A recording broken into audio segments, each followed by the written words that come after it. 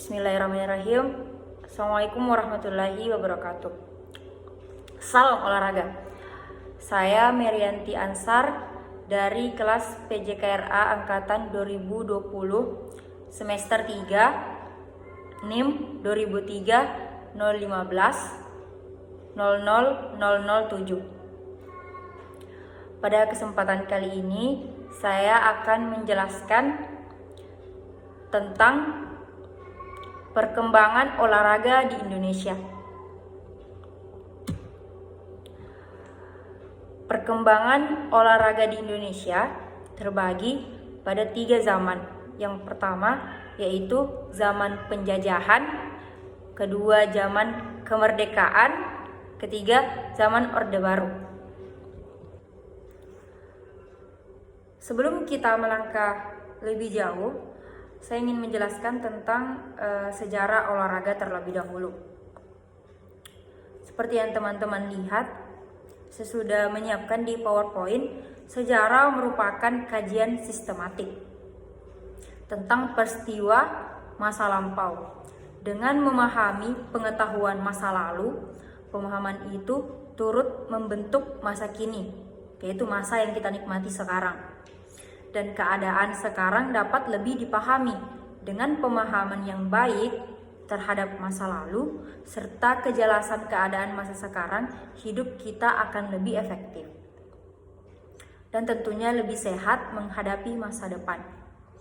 Kita mampu menduga apa yang mungkin terjadi, bahkan turut membentuk masa yang akan datang dan ikut menciptakan masa depan.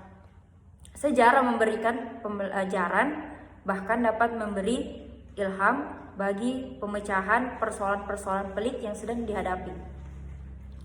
Sejarah olahraga tidak dapat dilepas dari sejarah pada umumnya, atau sejarah olahraga ini sama saja pada sejarah-sejarah yang lainnya.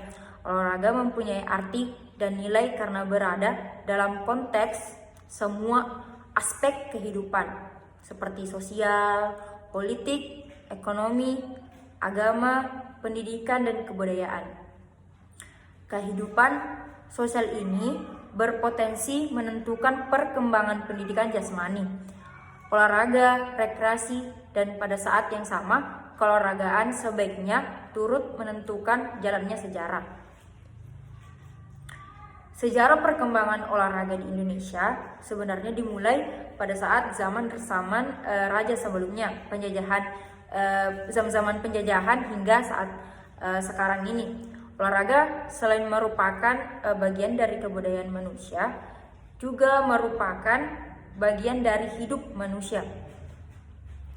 Sejak berdirinya kerajaan pertama yang ada di Indonesia, bahkan sebelum terbentuknya kerajaan tersebut, olahraga memang sudah ada. Namun yang berbeda dengan olahraga yang sekarang yaitu melatih ketangkasan fisik diantaranya agar dapat mempertahankan diri berupa kegiatan mencari makan atau berburu dan mempertahankan diri dari serangan musuh dan binatang buas pada saat itu. Nah, sejak zaman penjajahan di Indonesia, dengan sendirinya olahraga Indonesia dipengaruhi oleh bangsa yang berkuasa pada saat itu dengan sistem-sistem dan cabang-cabang olahraga yang dilakukan di Belanda. Juga pada waktu Jepang menjajah Indonesia, sesudah Indonesia merdeka, olahraga tradisional digali kembali untuk dipopulerkan di samping olahraga yang sudah ada. Bahkan kebijakan pemerintah Orde Baru, olahraga dimasukkan pada garis-garis besar haluan negara. Secara singkat, olahraga merupakan kegiatan fisik yang mengandung sifat permainan. Apa sih sebenarnya atau bagaimana sih perkembangan olahraga di Indonesia di 3 zaman tadi yang sudah saya jelaskan? Kita lanjut. Bagian pertama yaitu pendidikan jasmani dan olahraga pada zaman penjajahan. Sejak kejatuhan Konstantinopel pada tahun 1453 Masehi, orang-orang Eropa menghendaki untuk dapat membeli sendiri rempah-rempah yang pada waktu itu sangat langka dan mahal. Namun di Indonesia bisa didapatkan. Bangsa Portugis adalah yang pertama tiba di Indonesia, yaitu pada sekitar tahun 1509 Masehi. Mereka kemudian diikuti oleh bangsa Spanyol, Belanda, dan Inggris. Fase penjajahan bangsa Belanda menurut sejarah Indonesia dimulai sejak perahu-perahu yang dipimpin oleh Cornelis de Houtman pada tahun 1566 menjatuhkan jangkarnya di Banten. Sebenarnya maksud utama mereka datang ke Indonesia ialah berdagang.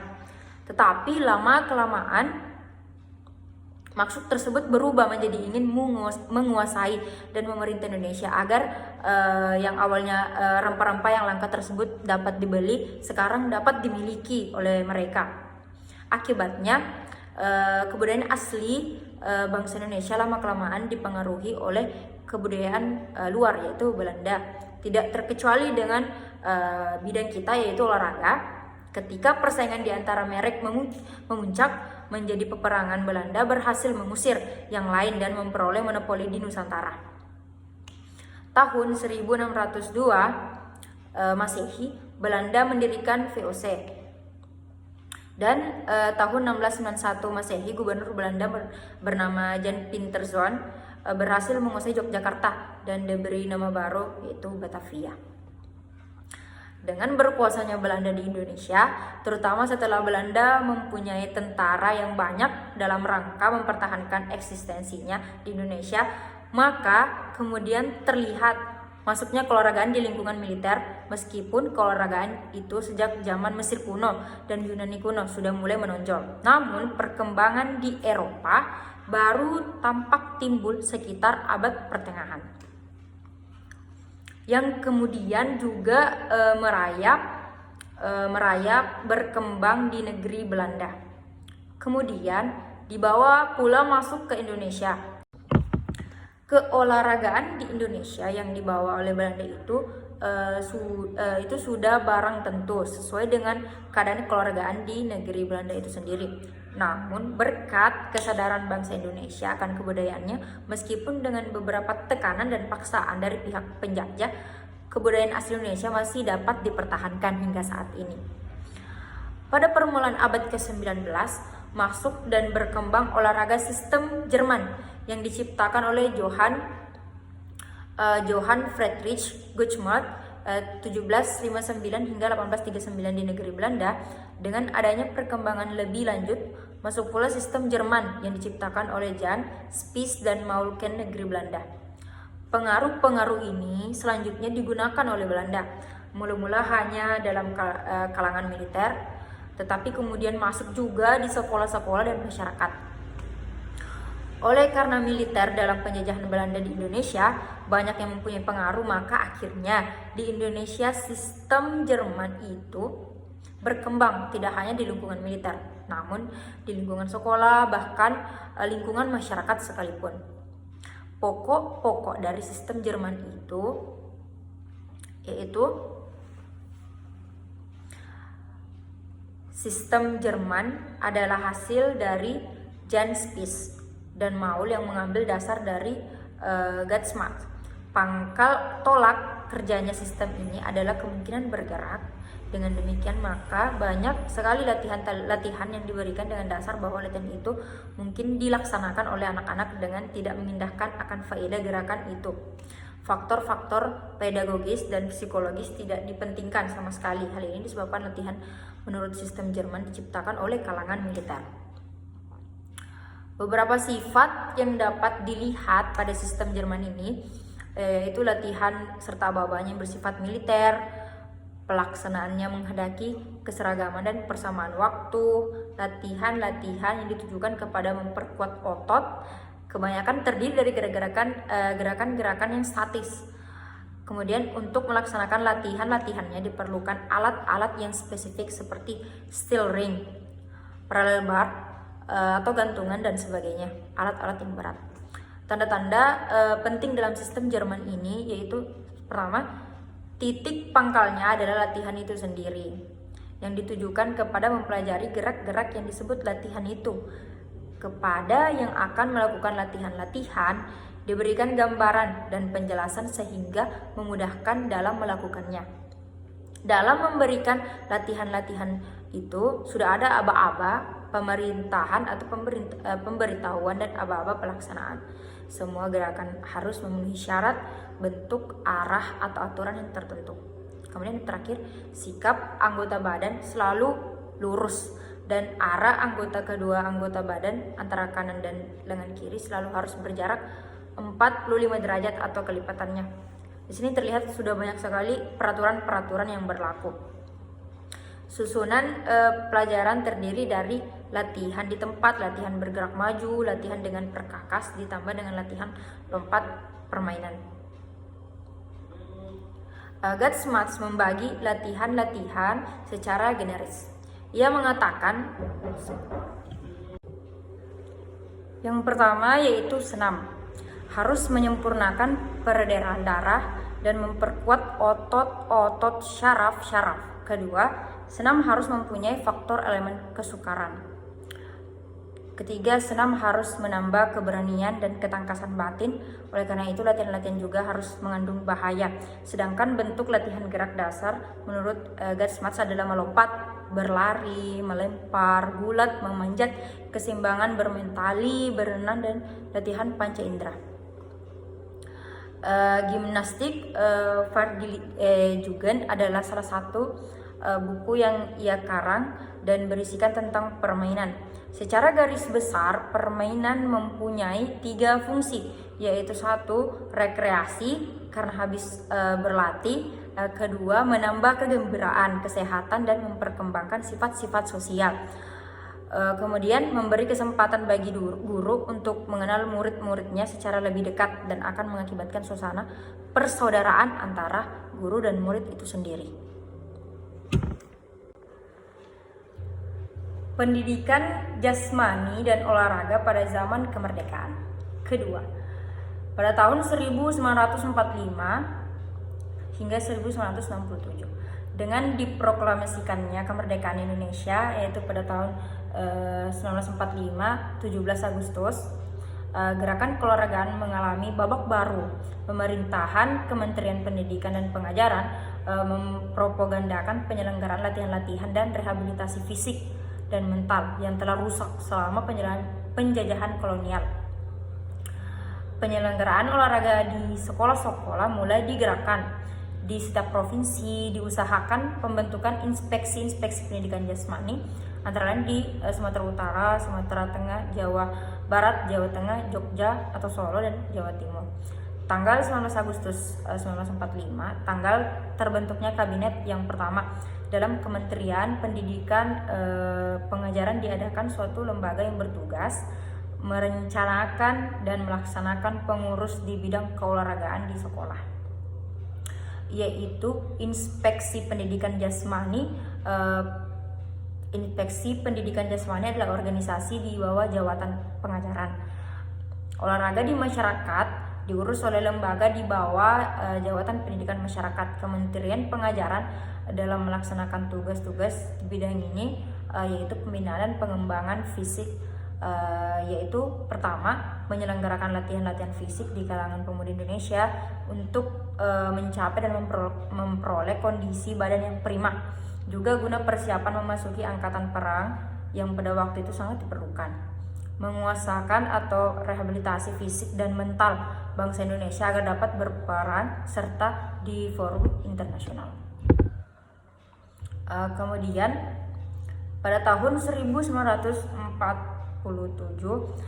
Polri mengadakan hubungan dengan Menteri Pembangunan dan Pemuda Wikanak. Berkat bantuan Sekretaris Menteri Dr. Andes Karnadi, Polri dapat mengembangkan organisasi antara lain membangun kembali cabang-cabang olahraga yang tersebar dan bercerai-berai, membentuk organisasi induk cabang olahraga yang belum tersusun. 1. Menerbitkan majalah pendidikan jasmani dengan simbol obor, menyal, dan 5 gelang. Mempersiapkan Pekan Olahraga Nasional pertama. Pada malam peresmian Polri bulan Januari 1947, Presiden Soekarno sekaligus melantik KORI, Komite Olimpiade Republik Indonesia, sebagai ketua ditunjuk Sultan Hamengkubuwono. Wakil ketua adalah Kosmargono dan Somali Prawirodjo Kori mempunyai tugas menangani masalah keolahragaan yang ada di kaitannya dengan Olimpiade saat itu. Kori dibentuk karena Indonesia ingin ikut Olympic Games tahun 1948, namun karena kesiapan para atlet saat itu tidak memadai, pengirim ke London tidak jadi. Kori kemudian membentuk badan yang sekarang disebut cabang olahraga. Yang ada waktu itu adalah cabang olahraga bola sepak, basket, atletik, bola keranjang, panahan, tenis, bulu tangkis, pencak silat, dan gerak jalan. Keuangan Polri dan Kori didapat dari subsidi pemerintah yang disalurkan melalui Kementerian Pembangunan dan Pemuda. Pekan Olahraga Nasional 1 di Solo adalah pekan olahraga yang sangat berkesan dan merupakan tonggak sejarah keolahragaan yang penting bagi bangsa Indonesia yang baru merdeka. PON 1 adalah PON revolusi, PON perjuangan, PON penyebar semangat sekaligus PON persatuan. Berkenaan dengan PON 1, Maladi, mantan Menteri Olahraga, mengutarakan kembali kesannya ini. PON 1 di Solo tahun 1948 membuat berdiri bulu Roma tiap orang dan menghormati bendera PON yang dibawa diarak oleh ribuan pemuda dari Gedung Negara Jogja untuk dikibarkan di Stadion Sriwedari Solo. Teriakan hidup PON bersama dengan merdeka atau mati berkumandang sepanjang jalan Jogja Solo. Kiranya perlu disampaikan penghargaan dan terima kasih yang setinggi-tingginya kepada para tokoh olahraga pada waktu itu, terutama Sultan Hamengkubuwono, Paku Alam, GPH Surya Hamijoyo, Prabu Wijoyo, Nur Bambang, Ali Marsahaban. Setelah keamanan negara pulih kembali pada akhirnya tahun 1949 dan ketenangan bangsa Indonesia tercapai, maka gerakan olahraga yang telah terhenti itu digerakkan kembali dan dikembangkan bekal konsepsi yang telah dirintis dan pengalaman-pengalaman yang telah dimiliki dijadikan titik tolak untuk mengembangkan keolahragaan dan menetapkan sistem pembinaan keolahragaan, yakni keolahragaan di lingkungan sekolah dibina langsung oleh pemerintah, keolahragaan di lingkungan masyarakat dibina oleh masyarakat sendiri dengan bimbingan dan pengawasan oleh pemerintah. Keolahragaan di lingkungan sekolah, pelaksanaan, pengaturan, pengurusan dan pembinaan langsung dipegang oleh pemerintah, yaitu ditugaskan kepada Kementerian Pendidikan, Pengajaran dan Kebudayaan yang dipelaksanaannya dilakukan oleh Inspeksi Pusat Pendidikan Jasmani. Keolahragaan di lingkungan sekolah ini masih tetap diberi nama pendidikan jasmani. Pendidikan jasmani merupakan unsur dan alat pendidikan untuk menyiapkan dan membentuk manusia yang harmonis antara pertumbuhan jasmanianya dan perkembangan rohaninya. Dalam hubungan dengan peningkatan mutu prestasi olahraga bangsa Indonesia, pendidikan jasmani hanya merupakan dasar dan pencairan bibit yang akan dikembangkan lebih lanjut di lingkungan masyarakat nanti. Untuk mendorong semangat belajar para pelajar dalam bidang keolahragaan dan untuk usaha meningkatkan mutu prestasi olahraga di kalangan pelajar, telah diadakan puncak-puncak kegiatan olahraga di kalangan sekolah. Lanjutan dengan bentuk pancalomba yang pertama dilakukan pada tahun 1952 di Semarang dan pancalomba yang kedua diadakan pada tahun 1954 di Surabaya. Yang ketiga yaitu pendidikan jasmani dan olahraga pada zaman Orde Baru, yaitu tahun 1968 hingga 1998. Departemen olahraga dibubarkan pada tahun 1966 dan setelah itu olahraga diusahakan dikembalikan kepada proporsi dan fungsi yang sebenarnya, yang merupakan kewajiban kegiatan manusia yang mutlak diperlakukan dalam kehidupannya sesuai dengan kodrat ilahi serta merupakan salah satu sarana yang untuk mencapai cita-cita hidup sesuai dengan falsafah yang dianutnya. Tujuan daripada olahraga dalam fase ini sesuai dengan dasarnya adalah untuk mengambil bagian dalam pembangunan yang modernisasi bangsa dan negara dengan segala aspek-aspeknya, memelihara persatuan dan untuk mencapai cita-cita membentuk manusia Pancasila sejati berdasarkan ketentuan seperti yang dihendaki oleh pembukaan dari isi Undang-Undang Dasar 1945, yaitu mempertinggi mental, moral, budi pekerti dan memperkuat keyakinan beragama, mempertinggi kecakapan, keterampilan, membina perkembangan fisik yang kuat dan sehat. Sistem pembinaan olahraga diatur sebagai berikut. Pemerintah tetap sebagai penanggung jawab terhadap olahraga. dengan memberikan keleluasaan terhadap rakyat yang ikut turut serta dalam pembinaan olahraga. Gerakan olahraga dengan ketentuan olahraga tidak boleh menyimpan dari kebijakan pemerintah. Dengan ketentuan itu maka terdapat badan pembina olahraga yang berstatus pemerintah, non pemerintah, swasta yang secara struktural badan-badan tersebut diselarasikan dengan tata susunan pemerintah dan pusat sampai ke daerah. Adanya kesatuan falsafah dan pengertian yang sama tentang olahraga secara adanya kesatuan pimpinan dan kesatuan usaha. Badan-badan olahraga dan gerakan olahraga dari pemerintah adalah badan-badan yang diadakan oleh pemerintah sebagai aparatur pemerintah dalam bidang pembangunan bangsa, khususnya di bidang fisik, mental, persatuan dan kesatuan bangsa, serta mewujudkan persahabatan antara bangsa negara dengan keolahragaan sebagai sarana. Badan-badan itu antara lain: pertama, pemerintah pusat dan daerah dengan segenap aparaturnya, Direktorat Jenderal Olahraga dengan segenap eselon bawahannya, pusat-pusat pendidikan ABRI. Badan swasta disebut KONI beserta organisasi-organisasi induk cabang olahraga dan induk-induk olahraga badan fungsional dari pusat sampai daerah yang bergabung kepadanya seperti tersebut dalam keputusan Presiden nomor 75 tahun 1967 beserta anggaran dasar dan anggaran rumah tangga KONI. Gerakan olahraga di Indonesia sesuai dengan tujuannya diberikan secara meluas merata kepada seluruh lapisan masyarakat. Meskipun diadakan golongan badan pembina olahraga yaitu pemerintah dan non pemerintah, tetapi pada hakikatnya meliputi seluruh rakyat. Dengan demikian terdapat golongan-golongan seperti masyarakat tani, nelayan, pekerja-pekerja lain dalam masyarakat pedesaan, anak-anak prasekolah, sekolah dasar, pelajar SLTP, SLTA dan mahasiswa. Golongan rakyat yang bertugas dalam bidang pertahanan keamanan ABRI, golongan pegawai pemerintah, semi pemerintah dan swasta, golongan wanita, golongan tuna dalam masyarakat seperti para penderita cacat, para narapidana dan lainnya. Oleh karena itu, pembinaan olahraga yang ditugaskan pada badan pemerintah itu akan meliputi seluruh lapisan masyarakat dalam suatu golongan yang ada di bawah wewenang dan tanggung jawabnya. Sedang pembinaan dipusatkan khususnya kepada KONI adalah terbatasnya kepada mereka yang telah tergabung di dalamnya dan berdasarkan kepada peningkatan prestasi baik nasional maupun internasional. Itu saja yang dapat saya sampaikan. Terima kasih atas kesempatannya. Semoga dengan saya menjelaskan ini bisa menambah pengetahuan. Terima kasih. Assalamualaikum warahmatullahi wabarakatuh. Salam olahraga.